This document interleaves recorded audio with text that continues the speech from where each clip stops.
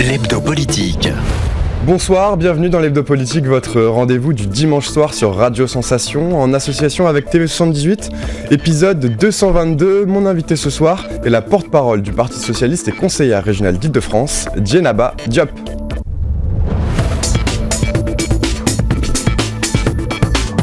L'Hebdo Politique. Djenaba Diop, bonsoir. Bonsoir. Vous êtes donc porte-parole du Parti Socialiste et conseillère régionale d'Île-de-France et également maire adjointe de la ville des Mureaux dans les Yvelines. Beaucoup de sujets à aborder avec vous ce soir, aussi bien nationaux que régionaux, le budget, la réforme des retraites, les violences sexistes et sexuelles, mais aussi le nouveau plan d'adaptation au changement climatique de la région Île-de-France ou encore la probable augmentation du pass Navigo pour les franciliens. Mais d'abord, Djenaba Diop, parlons de l'Italie. La semaine dernière, Giorgia Meloni et son parti Fratelli d'Italia ont remporté donc les élections législatives, lui permettant, avec une coalition allant de la droite à l'extrême droite, de prendre la tête du pays. Une performance que certains ont tenté de réaliser en France. Pour vous, qu'est-ce qu'elle représente, cette victoire de Giorgia Meloni en Italie ? Je crois que cette victoire de Giorgia Meloni en Italie doit tous nous interpeller. C'est-à-dire qu'aujourd'hui, on sait que l'extrême droite arrive au pouvoir et je crois que ça, c'est très inquiétant puisque ce n'est pas seulement l'Italie, on a aussi le cas de la Suède. Viktor Orban est installé depuis un bon bout de temps aussi en Hongrie. Donc je crois que, et nous savons que nous avons évité de peu que l'extrême droite puisse arriver au pouvoir aussi dans notre pays. L'arrivée massive de 89 députés dans notre assemblée doit aussi être un cri d'alerte. Moi, je crois que chacun doit prendre ses responsabilités et on doit rappeler à nos concitoyens ce qu'est l'extrême droite. Giorgia Meloni se réclame de Mussolini. Ce n'est pas une post-fasciste, c'est une néo-fasciste. C'est-à-dire que c'est une nouvelle forme de fascisme, c'est-à-dire avec tout ce qu'elle a de dénigrement de l'autre, de xénophobie, de ce qu'elle porte, qui est contraire aux valeurs de notre République et aussi contraire aux valeurs de l'Europe. D'ailleurs, Ursula von der Leyen l'avait rappelé lors de son discours en disant que l'arrivée d'une telle coalition à la tête de l'Italie était un très mauvais, signal pour notre continent. Il ne faut pas oublier aussi que, à l'heure où nous avons justement cette guerre en Ukraine, cette arrivée de ces coalitions faites de droite et d'extrême droite sont aussi des soutiens potentiels à la politique menée justement par Vladimir Poutine. Donc je nous invite vraiment à la plus grande vigilance et c'est aussi pour cela que ça peut paraître anecdotique, mais c'est aussi pour cela que les députés socialistes ont refusé de jouer avec les députés du Rassemblement national parce qu'on ne doit pas participer à la banalisation de l'extrême droite. Lors du match de foot qui a eu lieu cette semaine, vous l'avez noté, c'est le 4e gouvernement d'extrême droite en Europe, après la Hongrie, la Pologne et la Suède plus récemment. C'est un avertissement à ne pas prendre à la légère selon vous en vue des européennes de 2024, les élections qui vont avoir lieu dans maintenant un peu moins de 2 ans. Évidemment, je crois que c'est une alerte que nous devons prendre très au sérieux parce que ça veut dire que petit à petit, mais il faut aussi le rappeler, grâce à des coalitions avec la droite, il y a une dynamique de l'extrême droite, mais elle n'est possible que lorsque la droite lui fait la courte échelle. L'extrême droite seule ne peut rien. À chaque fois qu'elle accède au pouvoir, c'est parce que une partie de la droite oublie ses valeurs et se dit que finalement ça n'est pas si grave de faire une coalition avec l'extrême droite. Or, il est toujours extrêmement grave de faire des coalitions avec l'extrême droite. L'histoire, et surtout l'histoire de notre continent, de l'Europe, l'histoire de notre pays nous oblige. On ne doit jamais oublier ce qu'est l'extrême droite. L'extrême droite, ce sont les rafles du Veldiv. L'extrême droite, c'est aussi des personnes qui sont poursuivies, discriminées, voire tuées parce qu'elles sont différentes, parce qu'elles ont une origine différente, parce qu'elles ont une orientation sexuelle différente. Ce ne sont pas les valeurs que nous portons en Europe. Donc, il va falloir être en capacité d'avoir une proposition, justement, politique qui soit à la hauteur des attentes des Européennes et des Européens dans ce moment tellement difficile. Donc le rendez-vous est pris en 2024 pour ces élections européennes. En France, cette semaine, le futur budget 2023 a été présenté par Bruno Le Maire, ministre de l'économie, et Gabriel Attal, le ministre des comptes publics. On parle d'un budget protecteur et dépensier, c'est ce qui est avancé. La majorité des ministères voient leur budget augmenter. En premier lieu, celui du travail qui passe de 14,5 à 20,7 milliards d'euros. Il financera l'apprentissage, la formation des chômeurs ou encore l'agence France Travail, le nouvel Pôle emploi. Que pensez-vous de ce premier signe de donc le ministère du Travail et le ministère qui voit son budget le plus augmenter? Alors, oui, son budget augmente, mais le problème, c'est que ce n'est pas à la hauteur de la situation que l'on a aujourd'hui. Aujourd'hui, on a une inflation. Tout le monde le voit, qui est absolument énorme, avec des hausses de prix qui sont à peu près, enfin, qui sont bien supérieures à justement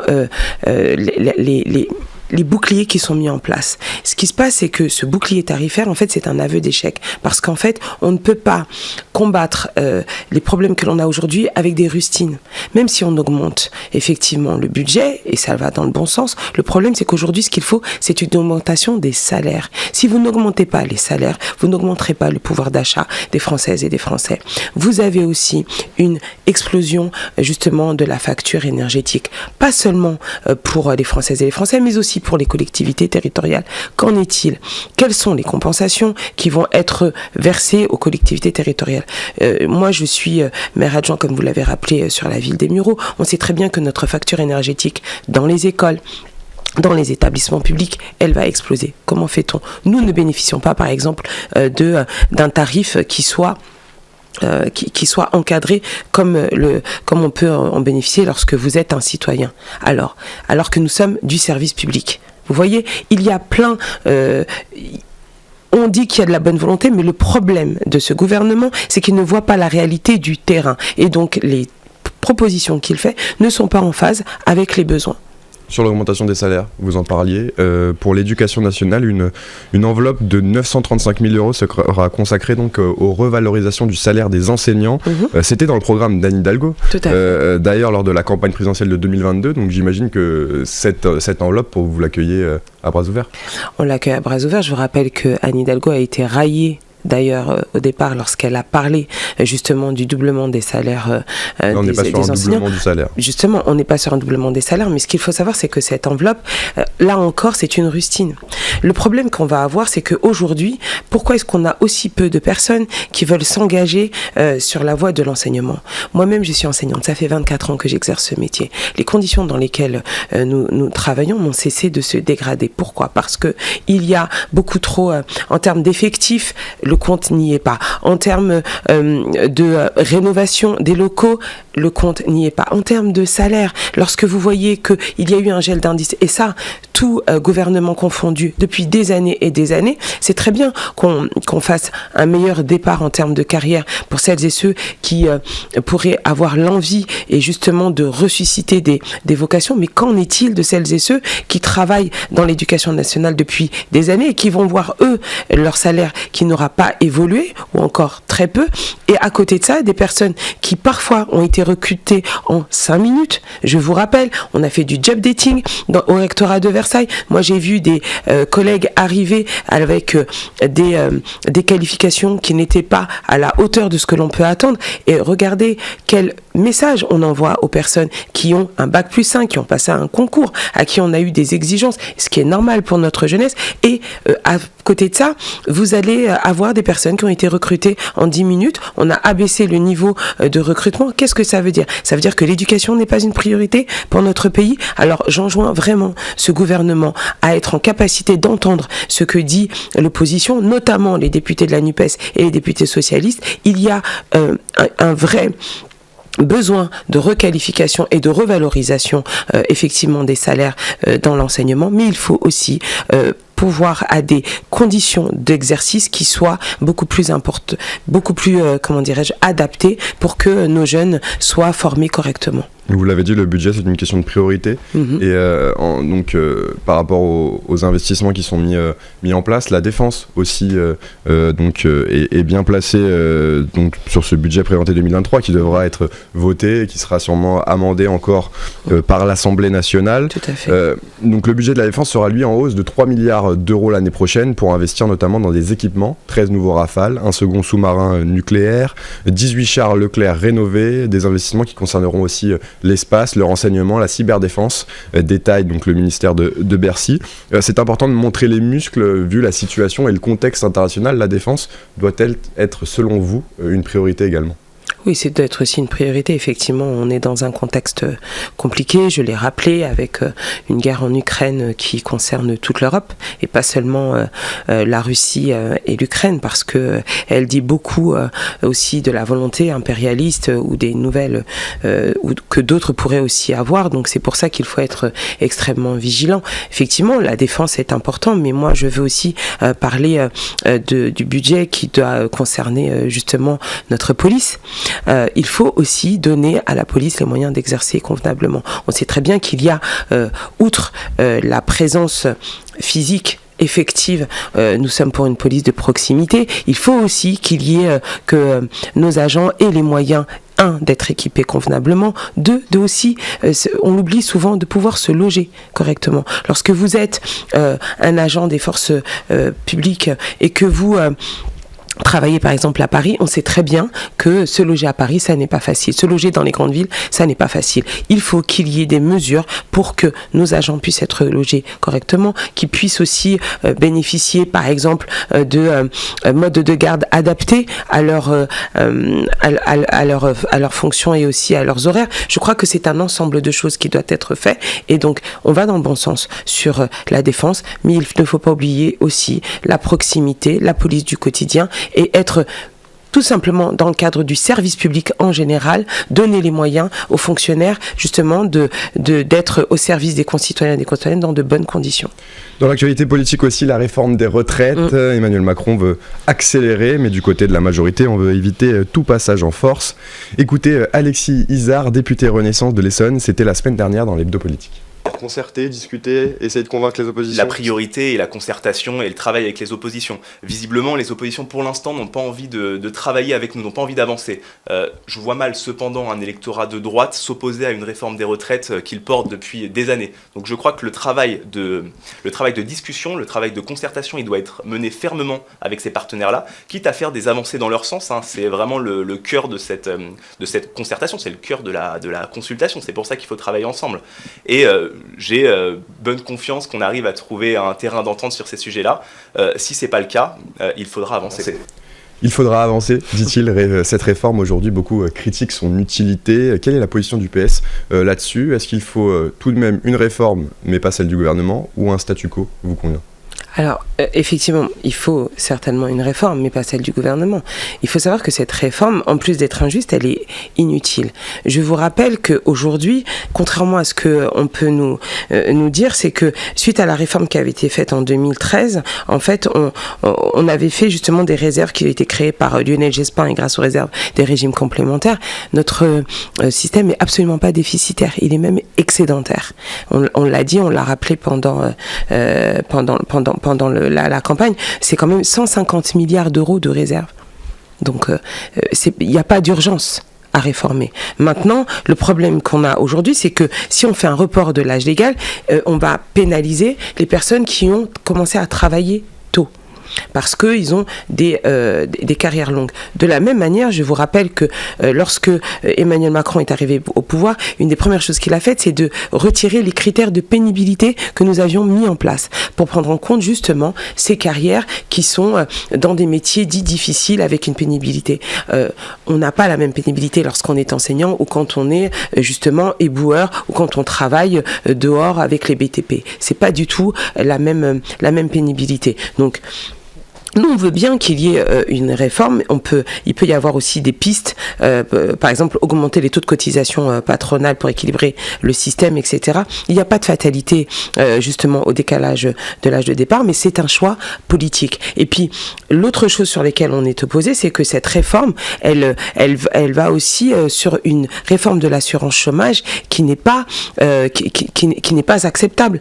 Quand on voit que, effectivement, elle va pénaliser les personnes qui sont au chômage depuis longtemps. On a cette espèce de suspicion toujours que les gens ne veulent pas aller travailler. C'est pas le cas. Il faut accompagner les personnes qui sont au chômage. Je peux vous assurer que les personnes qui sont au chômage, pour être une élue de proximité, ils n'ont pas envie d'y rester. Ils veulent travailler. Donc, il faut muscler les outils pour pouvoir les accompagner. Et ce que l'on fait là, c'est simplement des vieux réflexes de droite. Et enfin, juste pour répondre à Monsieur Isa, quand il nous dit que l'opposition ne veut pas travailler, ne veut pas avancer et qu'il ne voit pas comment, par contre, les oppositions de droite pourraient ne pas voter. C'est normal. Je vous rappelle que LREM, c'est aussi un parti de droite. Il faut quand même leur rappeler. Donc, c'est normal qu'ils soient d'accord. Maintenant, la gauche, elle est prête à discuter. Elle est prête, justement, à participer à cette concertation si et seulement si le gouvernement est prêt à entendre ce que nous avons à proposer. Et cette réforme pourrait avoir d'autres conséquences puisque les oppositions donc, menacent de voter une motion de censure et le président de la République a lui aussi menacé donc en réaction cette semaine d'une dissolution de l'Assemblée nationale. Est-ce que ça vous fait peur au PS ? Non, ça ne nous fait pas peur. Après, je crois que il va falloir rappeler au président de la République que on est en démocratie. L'Assemblée nationale, c'est un endroit où justement on doit discuter. Alors effectivement, ça lui fait tout drôle parce que en France, on n'est pas habitué à avoir une majorité relative. C'est-à-dire que nous sommes un des rares pays, d'ailleurs, on est un des rares exemples dans le monde où il n'y a pas, où on a eu pendant très longtemps cette majorité absolue qui donnait tous les pouvoirs à l'exécutif. Eh bien, moi, je me réjouis que l'Assemblée nationale retrouve son rôle, c'est-à-dire celui du débat démocratique. C'est un endroit où on doit discuter des lois, des projets de loi, et puis de faire des réformes en concertation. Et justement, le gouvernement doit aller chercher justement la majorité. Et bien pour cela, il faut qu'elle prenne en compte ce que l'opposition a à dire. Et je pense que c'est très sain pour notre démocratie. Les violences envers les femmes ont rattrapé aussi la NUPES après l'affaire Quatennens. C'est au tour de Julien Bayou, coprésident du groupe EELV à l'Assemblée nationale, de présenter donc sa démission. Il reste lui aussi député et conseiller régional d'Île-de-France, comme vous d'ailleurs. Je ne souhaite pas donc qu'on revienne sur toutes ces affaires qui ont été largement commentées, mais sur le fond, le débat sur les violences sexistes et sexuelles a fait beaucoup de chemin ces dernières années. Vous, est-ce que vous l'avez noté depuis vos débuts en politique ?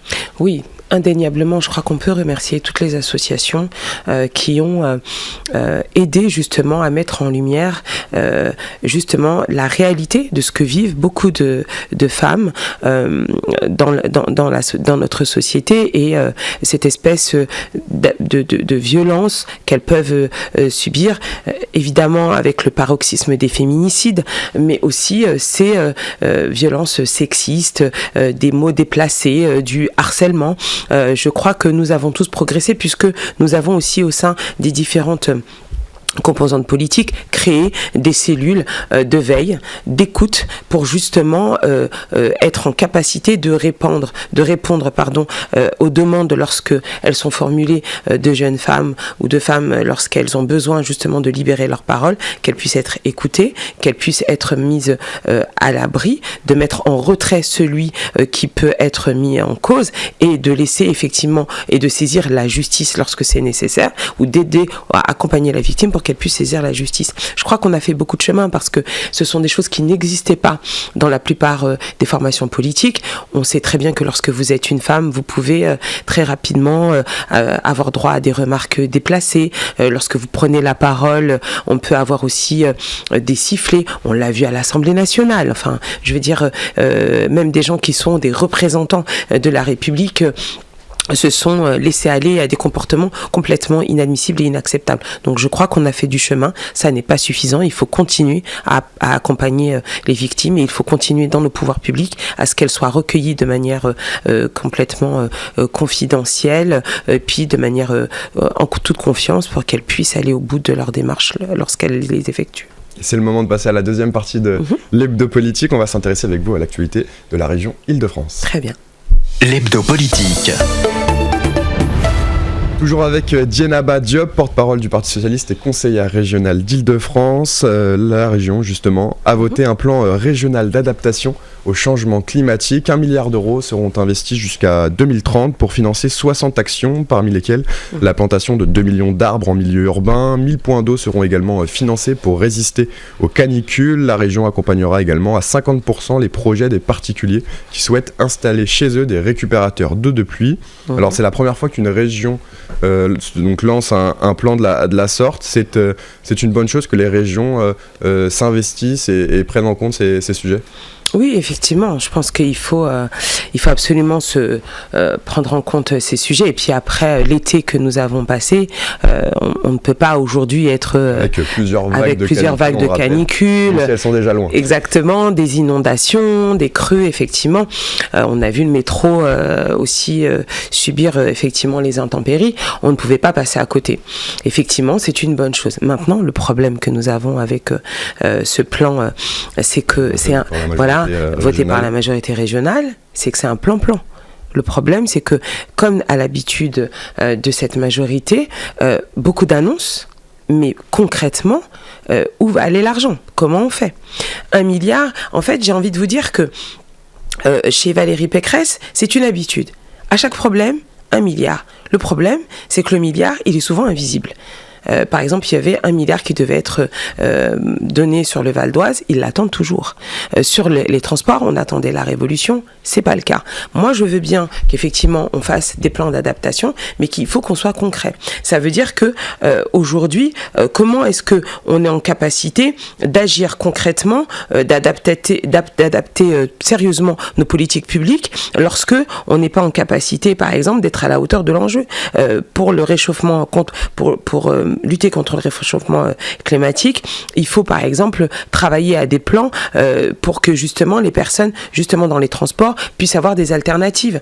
Si vous n'avez pas d'alternative avec des transports qui soient fiables, qui arrivent jusqu'à vous, avec par exemple sur les derniers kilomètres, on sait très bien que vous n'avez pas la possibilité, lorsque vous êtes notamment dans les Yvelines, du côté de Meulan, sur la ligne J, on sait très bien que on a des problèmes majeurs de circulation, les retards qui ont été pris sur le RER-E. Quand vous habitez derrière Mantes-la-Jolie, vous avez des petites communes où vous avez des lignes de bus qui ne sont pas efficientes. Il faut d'abord travailler sur ces aspects-là, lutter contre l'artificialisation des sols, parce que par exemple, tout simplement, vous avez des terrains synthétiques. Ça a l'air tout bête, mais ce sont des îlots de chaleur. Comment est-ce qu'on peut concrètement avoir des installations qui soient justement en prise avec la réalité et qui soient efficaces ? Moi, je crois que on ne peut pas faire justement des incantations. On a des problèmes, 1 milliard par-ci, 1 milliard par-là.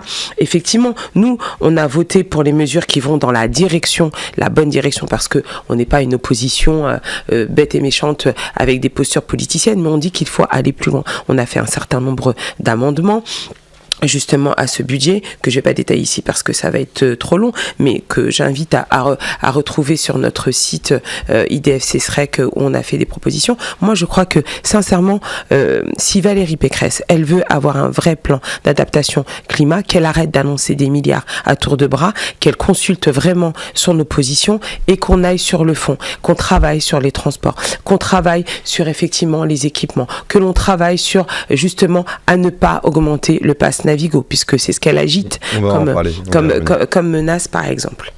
Sur les transports, puisque vous en parlez, cette semaine a été marquée une nouvelle fois par une nouvelle grève à la RATP, une grève qui a été organisée par la CGT dans un contexte de forte inflation et de pénurie de chauffeurs de bus. Il manquait fin août 4000 chauffeurs dans toute la France.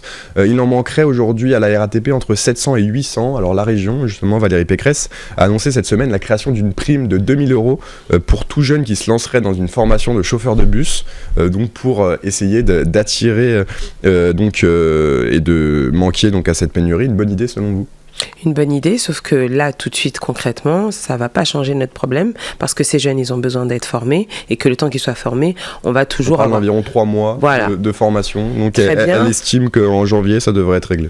Eh bien, écoutez, on verra en janvier si c'est réglé, mais le problème est toujours le même. C'est que dans les services, notamment dans les services publics, même... le problème que l'on a aujourd'hui, c'est que ces postes ne sont pas attractifs. Si on en vient à donner une prime de 2000 € pour que les gens se disent « Ah bah tiens, j'ai gagné 2000 € avant même d'avoir commencé ma formation », ça pose un problème. Ça veut dire que le niveau de salaire n'est pas attractif. Je le dis et je le redis, si on veut justement pallier les problèmes de recrutement, il faut qu'en face du métier qui soit proposé, il faut qu'il y ait une grille de salaire qui soit suffisamment attractive. Il faut que le travail paye. C'est la seule solution pour qu'on retrouve justement un niveau d'attractivité qui soit justement suffisant. Et pour finir, donc, ça m'amène à parler maintenant du pass Navigo que vous évoquiez juste avant. La présidente de la région Île-de-France a indiqué qu'en l'état, et vu l'augmentation donc, des prix de l'énergie, elle sera contrainte d'augmenter le prix Navigo de 25 €. Donc on passera un pass Navigo à 100 € par mois. Le pass n'avait pas augmenté depuis 5 ans. On est bien loin des débats lors des régionales avec Audrey Pulvar qui militait pour la gratuité des transports en commun. On en est très loin et puis surtout on est loin des promesses de Valérie Pécresse qui avait dit qu'elle ne toucherait pas à la tarification du pass Navigo. Donc je la renvoie à cet engagement qu'elle avait tenu. Moi je pense que le chantage à l'augmentation n'est pas la solution. Je crois qu'elle doit déjà s'occuper du dérapage, par exemple à Île-de-France Mobilité, de 1,7 milliard du budget du RER E, à notre initiative, et je salue d'ailleurs Jean-Marc Germain qui a porté avec nous, mon collègue, la mission d'information sur EOL, parce que nous voulions comprendre comment on a pu arriver à un dérapage de 1,7 milliard. J'en veux pour preuve qu'aujourd'hui, le directeur de la SNCF a été limogé et qu'il va falloir aussi que justement on mette un peu d'ordre dans cette gestion. Moi, ce que je dis tout simplement, c'est qu'aujourd'hui, les transports, ils pourraient être gratuits au moins pour nos étudiants et pour nos jeunes, parce qu'on sait très bien que c'est un poste de dépense extrêmement important, que ça va assigner à résidence un certain nombre de citoyens. Et si on veut effectivement aller vers une région vertueuse qui veut justement être en adaptation au changement climatique, ça passe par des transports et ça passe aussi par de la gratuité. Merci beaucoup, Diana Badiab, d'avoir été avec nous. Je rappelle donc que vous êtes la porte-parole du Parti Socialiste et conseillère régionale d'Île-de-France. Nous, on se retrouve la semaine prochaine pour un nouveau numéro de l'Hebdo Politique. Bonne soirée à tous.